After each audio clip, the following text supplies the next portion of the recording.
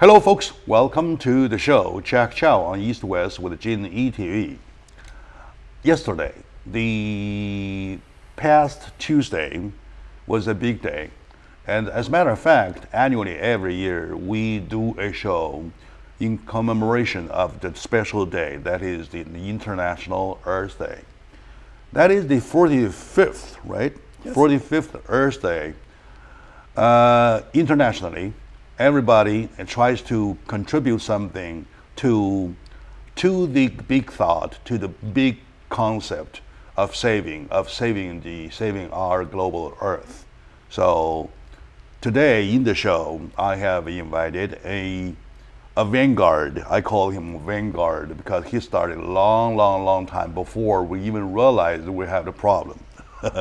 That is my good friend, Mr. Ed Huang, General Engineer at the Community Redevelopment Agency of LA. So welcome, sir, to the show. Thank you very much, Jack. Yes, if you watch our show last year, exactly the same time, Mr. Huang was here talking about the same issue. We are not talking about once, we talk about every year, every time, every single day we wish. Because what we are facing is really a devastating situation. It's a devastating environment that we are in. And speaking of our environment, we have to think about our future, our next generation. If in our next generation, they are going to face even worse situation with what we are if we continue doing what we do, right? So on the, as an opening speech though, in commemoration of the 45th Earth Day, what do you have to say? Well, I'm glad more and more people recognize the importance of the Earth Day, realize the importance that we need to do something in order to keep our life, keep this planet sustainable. I think that's a very good thing. You know, it still have a lot of challenge to go because it's not an easy task.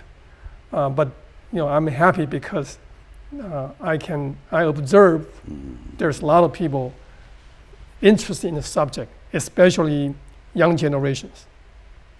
I, not only myself, and I believe quite a few people in LA who know you around show high respect to you, because you were one of the very earliest who realized the problem. Not only that, but jump on it to actually get hands-on to improve the environment. And in terms of the environment, I believe you have the most say about the conditions that we are in, right? Okay. I hope so. Yeah. Could you please give us a general description about the global Earth in terms of the environment? What kind of problems we have now?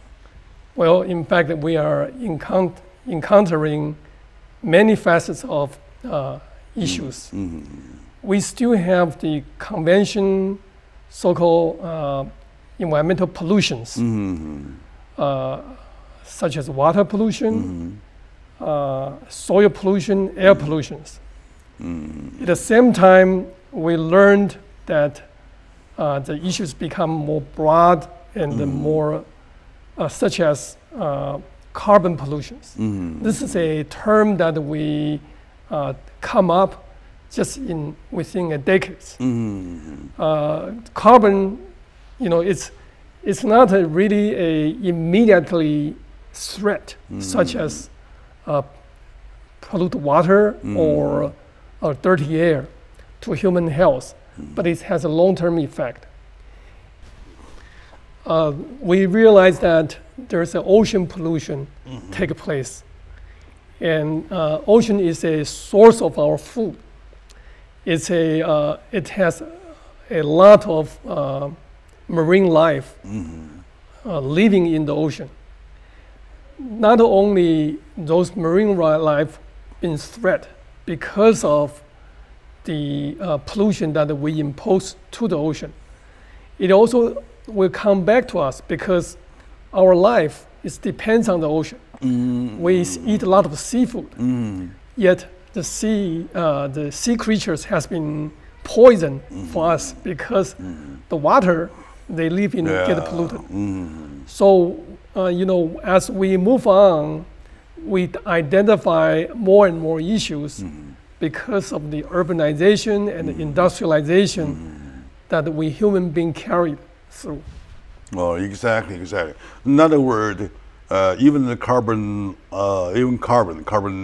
dioxide or monoxide or whatever goes in the air. It doesn't cause immediate danger right away, but the accumulation of that falls into water, that contaminates water, seawater, you mean? The carbon pollution, the threat of carbon pollution is mainly on the global warming, all right, on the temperature. Oh, I see. It affects the temperature of the atmosphere and make the sea level rise. I see. And it will threat the communities or people live along the seashore, because our seashore will be eroded, and then building will be collapsed. So they are not an immediate threat, but we already see a lot of evidence.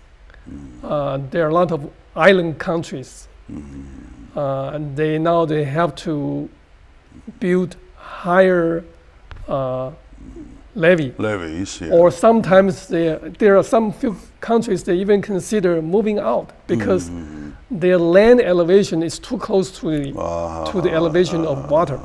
Or a city such as southeast of the United States, right?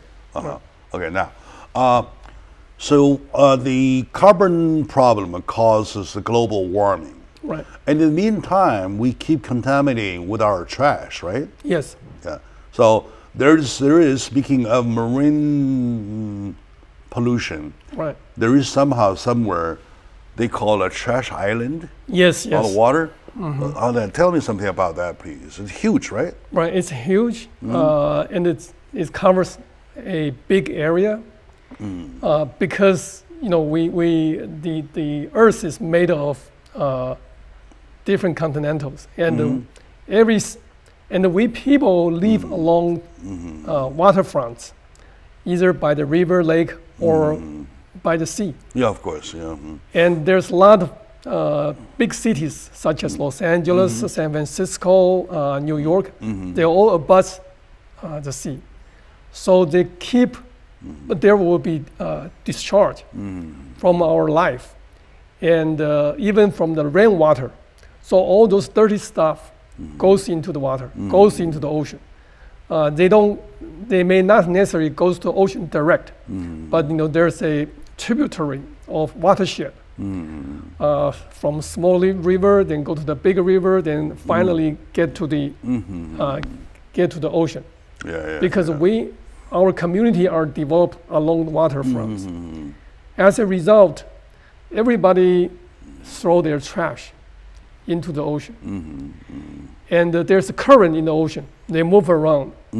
They gradually they cluster the trash from different area to one spot.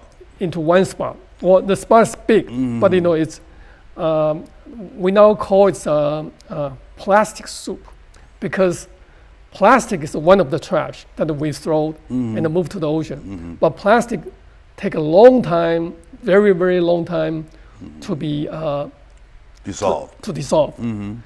And so what we see now is in those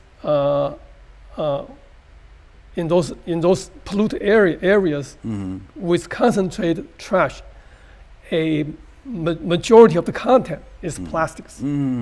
Because they float, right? Yes. But they float. Right. In other words, if you just throw a bottle into a small river, it goes into big river goes into ocean. Yes. In the ocean, they follow the current, and then they all get collected at one spot, right? Which is now huge.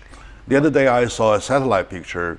It's almost like a big city already there. Yes. The huge city, Right. size of many times the New York State.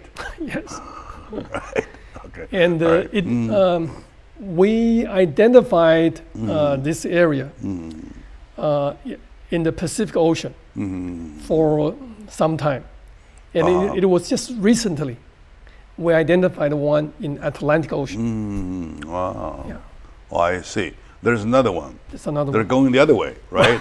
So there's one in Pacific Ocean because the current pushed them together. Right. And then in the Atlantic Ocean, though, it does the same thing. There's Yes. another island. Yes. And pretty soon we're going to be covered by islands. And then, well, all right. Anyway, today, in commemoration of the 45th Earth Day, International Earth Day to be better, to be correct, I have invited my good friend, Mr. Ed Huang, Chief Engineer of the Community Reconstruction Agencies of LA. As a matter of fact, he was a previous employee of the city of LA and also County of LA too, right? No, just City of Los Angeles. Yeah, for redevelopment of buildings. Anyway, his whole life is devoted into building. However, he watched his step, that he makes sure that each step is environmental friendly, is in the concept of environmental protection. When we come back after this short break, we'll find out how exactly he does to catch up his own goal. Now it's becoming a common goal to the world. We'll accept it. Stay with us. We'll be right back.